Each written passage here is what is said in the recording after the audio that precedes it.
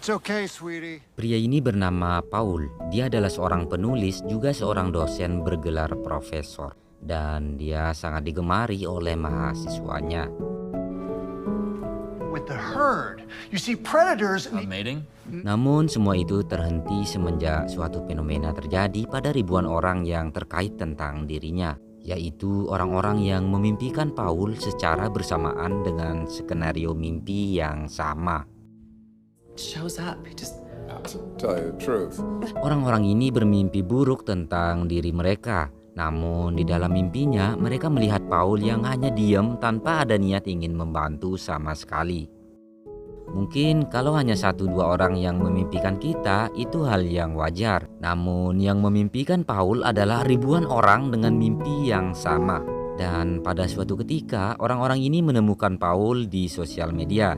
Mereka bilang, "Oh, ternyata ini si botak yang ada dalam mimpiku semalam." Dan mereka pun langsung mengirim pesan-pesan kasar kepada Paul dalam akun sosmednya. Semenjak kejadian itu, kehidupan Paul yang selama ini damai berubah menjadi berantakan.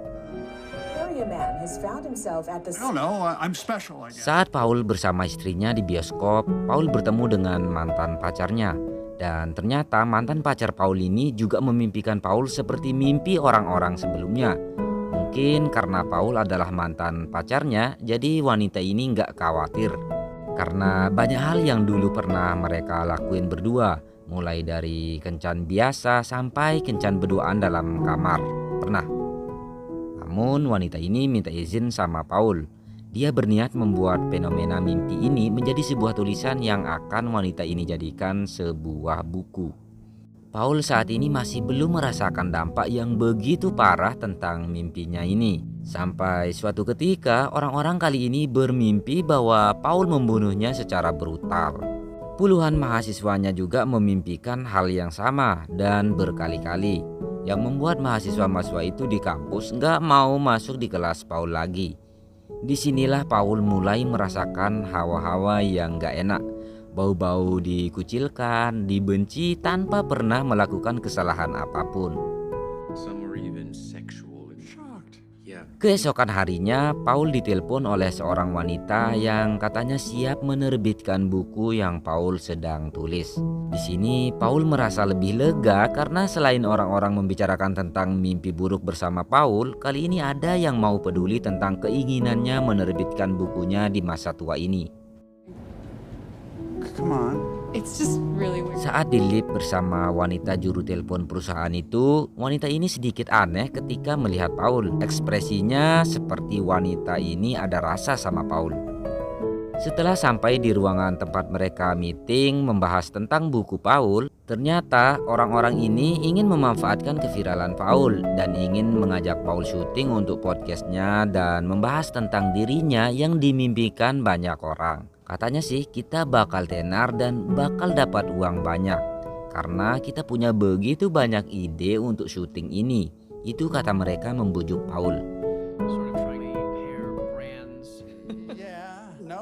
Mendengar itu, Paul pun sangat kecewa dan dia menolak tawaran itu. Saat dia balik dan diantar oleh wanita juru telepon tadi, tiba-tiba wanita ini mengajak Paul singgah ke kafe untuk minum kopi yang bikin orang mabuk itu. Sambil membahas tentang hasil meeting mereka tadi, saat di kafe wanita ini memberanikan diri bercerita bahwa dia mimpi basah dengan Paul. Paul yang mendengar itu pun merasa sedikit lain dan risih, mengingat dirinya yang sudah tua. Beberapa menit di kafe, wanita ini tiba-tiba memohon kepada Paul untuk membuat mimpi itu jadi kenyataan. Karena di mimpi itu dia merasa sangat nikmat banget. Dan wanita ini penasaran, mumpung orangnya beneran ada dan di depannya. Jadi wanita ini ingin mencoba melakukannya seperti di mimpinya semalam. Awalnya Paul pun menolak, tapi karena wanita ini maksa, Paul pun akhirnya berkenan. Saat sampai di rumah wanita remaja itu, Paul pun bilang mimpinya mulai dari mana. Wanita itu bilang, sebentar aku harus ganti baju dulu, biar persis banget seperti mimpiku waktu itu. Okay, 2 seconds. Could you remove your jacket?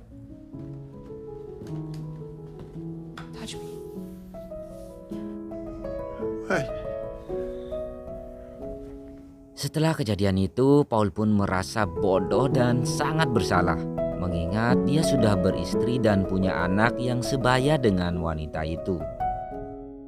Keesokan harinya di kampus kumpul puluhan mahasiswa yang sedang terapi agar tidak takut sama Paul lagi.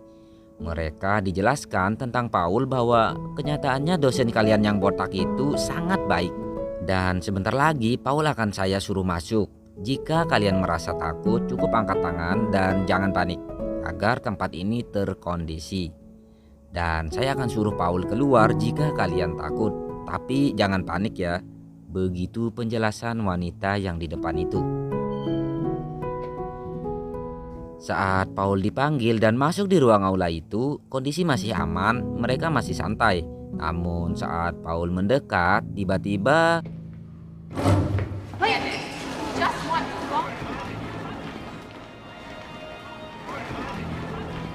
semua mahasiswa itu berteriak dan segera berlari keluar aula dan pergi ke parkiran lalu mencoret mobil Paul dengan tulisan loser.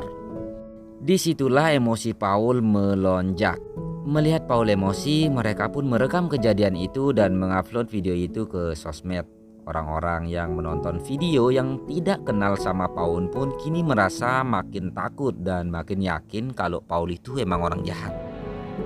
Di sebuah restoran saat Paul sedang santai sendirian makan sambil baca-baca buku, seorang pelayan pun menghampirinya. Dengan hormat, pelayan itu mempersilahkan Paul keluar dari restoran itu. Katanya ini permintaan pelanggan-pelanggan lain. Kali ini Paul pun sedikit tegas menolak untuk keluar dari restoran itu karena dia memang gak salah dan gak pernah ngapa-ngapain.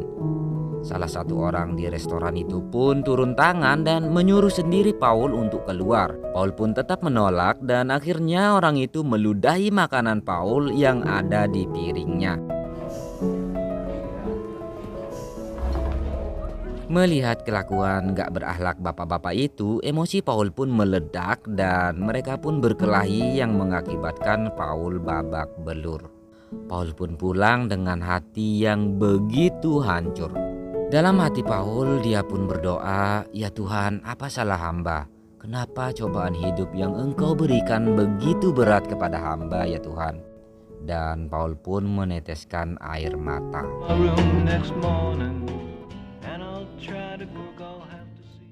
Lalu istrinya menyarankan Paul untuk membuat sebuah video di sosmed tentang permohonan maafnya kepada masyarakat atas mimpi mereka.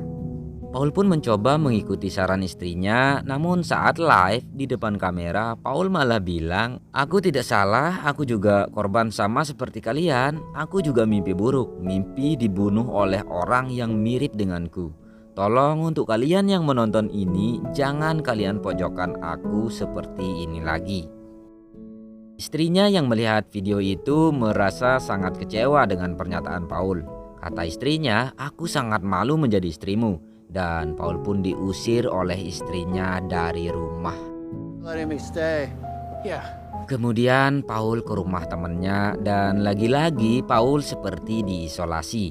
Istri temannya memimpikan hal buruk tentang Paul dan Paul pun disuruh tidur di gudang lantai bawah. Kata temannya, "Jangan pernah naik. Jika butuh sesuatu nanti aku antarkan. Daripada nanti istriku lihat kamu dan gak dikasih nginep gara-gara takut. Lebih baik diam di sini."